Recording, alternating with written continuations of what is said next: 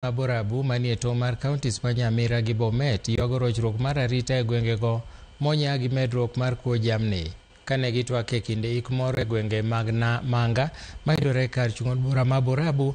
Jotelo ma kono ywago onge mar nyamburko mar apisa mag obila manyalo konyogi e chwalo arita e kinde ma kuo omonjogi. Ne gikwayo sirikal mamalo mondo odonjre wachno ka bende giseyo doho ma Keroka kuom koso kawo okang' mane achije mag kuo mochwali e dohono. Jodak ma kono bende okwa mondo mi oti machiegni gobila kaka yo mar neno ni kuo ma kamago odok chien. Pande ile ng'ombe 2 tukapata na wezi wawili, tukawapiga picha. Ng'ombe imepatikana kwako, shika ng'ombe yako, piga picha. Tukawaleta mpaka Keroka. Prosecutor yuko hapo anasema I cannot charge them because mmeandika with others. Wenda mtafute wale others ndio ni charge hawa.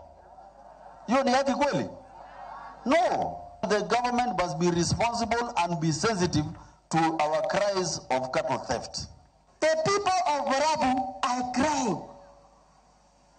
Of course, we do not have a vehicle here because when vehicles are there, it is easier for the officers to patrol. If one has been written off, we need another one. We need to be given a vehicle. We also need those who have been arrested. They should be prosecuted. Why is the prosecutor doing what he is doing now?